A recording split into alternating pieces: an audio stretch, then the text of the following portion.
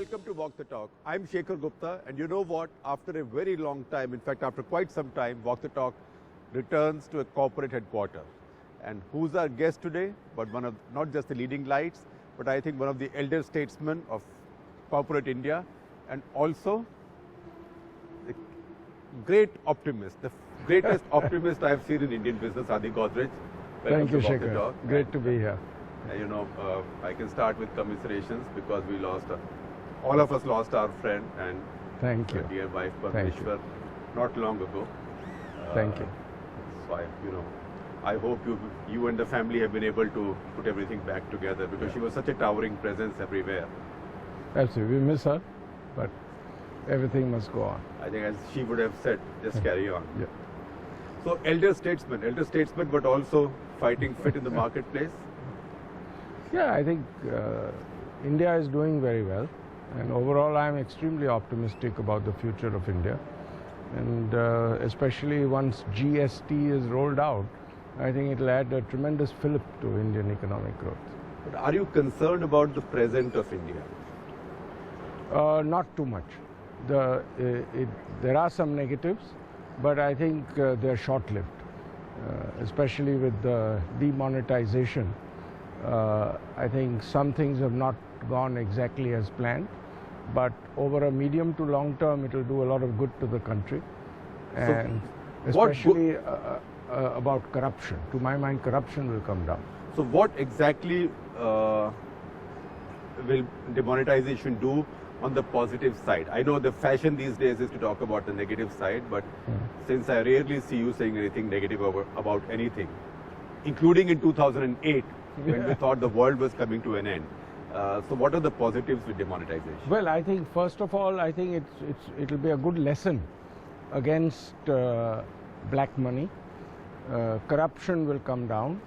I think there was quite a serious problem in terms of false currency notes circulating, especially from across the border, which was helping terrorism. The quantum was small, but it was helping terrorism. And I think it's also likely to help our fight against Naxalism, because that was financed a lot by cash, and that should come down. But do you think crooks who had black money are really hurt by this? Not necessarily. First of all, not all black money or black income was kept in cash. Right. Secondly, they'll find some ways of paying some amount and getting out of it. Converting it, yes. Getting out of it. But what we are making a big mistake, I think both the government and generally, is we think we can move away from cash very easily. Right. To my mind, it's going to be very difficult because the alternative forms have risk to them and are too expensive, especially in business. When business is conducted, especially a huge part of the Indian service economy is wholesale trading. Right. Almost of everything. Right. And that is done fortunately for India, on very low margins. Right. 1 or 2% margins. Right. Then alternate forms of payment, both from a risk point of view and from a cost point of view, become extremely difficult. So explain this for people like us who don't understand business. What are the costs of electronic transactions from trade point of view and risk point of view? So take all alternatives to cash. You can do it by check. You can do it by check. Then the risk element comes in. Is the check going to be cash? Not, because a transfer of goods takes place and you take a check instead, and if the check bounces, the legal processes Section 137 is a joke, frankly. Too difficult. Right. If you look at things like electronic transfer, if you look at phone-based transfer, right. Credit cards, they're all too expensive because these businesses are done at extremely small margins. But how are phone-based transfers, which is the fashion right now? It is sort of the holy national objective to shift to phone-based transactions. How is that expensive for trade? Because it costs. Now, I don't know exactly what you can negotiate, etc. Right. But I'm told it costs 1.5%. They're trying to bring the cost down. Credit cards cost 2%, even more. Yes. Oh, in fact, some credit cards cost more. So, in fact, most merchants would, for example, tell you don't give me American Express. Sure, especially if you're running on small margins. Right, right. I find most pharmaceutical shops refuse to take American Absolutely, Express. because your margins are small, and if a lot of it is going to go on the costs of transfer of transaction revenue, it's not workable. So you think this sort of, I don't want to say forced shift, but this nudge to shift to digital payments could be ruinous for some Indian businesses or damaging? No, because it is a nudge to shift. I don't think it will shift actually. You don't think it will To a certain extent it will shift. Right. And the costs by competitive pressure and government intervention, the costs of that should come down. I think government has already taken some steps. Because the volumes of that will go up, costs may come down. So we have to look at it. And unless costs come down, I don't think the shift can be far too much. I see.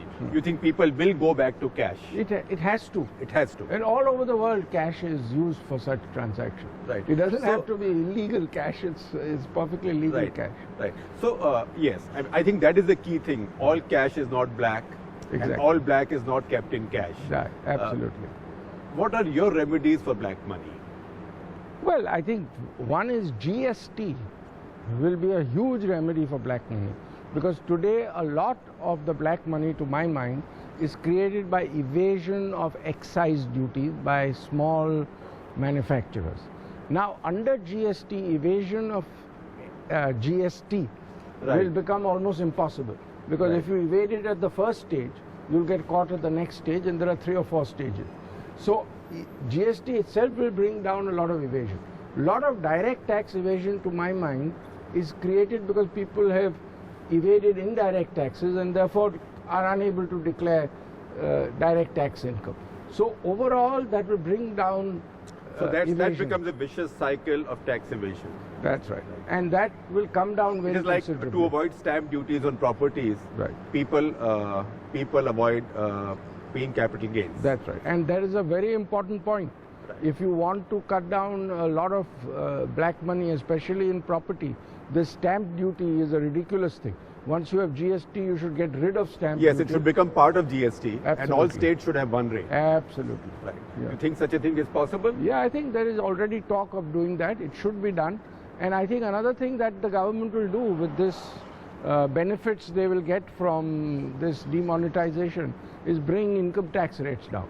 Sir, what benefits do you see the government getting if most of the money has now come back in the banking system, which means most of the money has, I disagree with ministers who say all cash deposited in banks is not white. It is now white. It's taxable, but it's white. Yeah.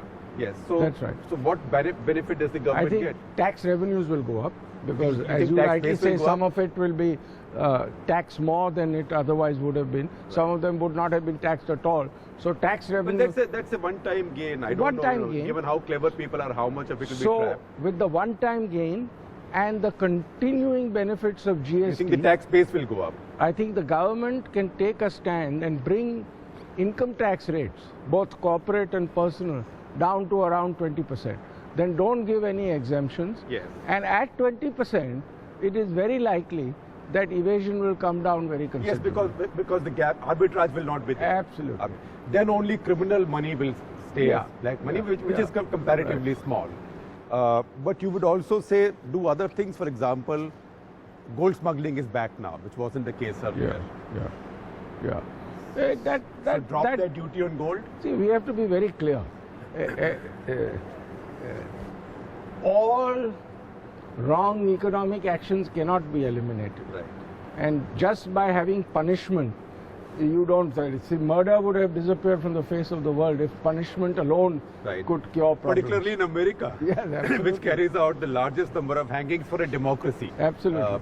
So I feel that obviously some misbehavior will continue, but overall misbehavior, economic misbehavior in India, to my mind, can come down a lot, which will help push India's But is growth rate. demonetization a punitive step or is it a corrective step?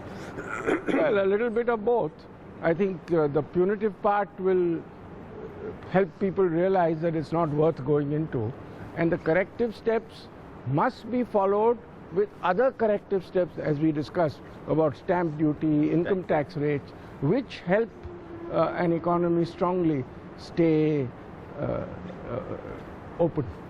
You lay grey store by GST. Yes, I think it's a very strong reform. I think it will be the biggest reform in India post the 91 reform, and I think it will add tremendously to India's GDP growth rate. And the way the GST bill has now been drafted, redrafted and redrafted, you don't think it's lost much of its zing? No, in fact, I think the way they have decided on the rates, of course the final rates are yet to be announced, I think it's done very sensibly, and I think the cost of most items to the consumer will come down. That will be a huge benefit, and revenues of the government will increase because evasion will be very difficult. So it's an absolute win-win reform.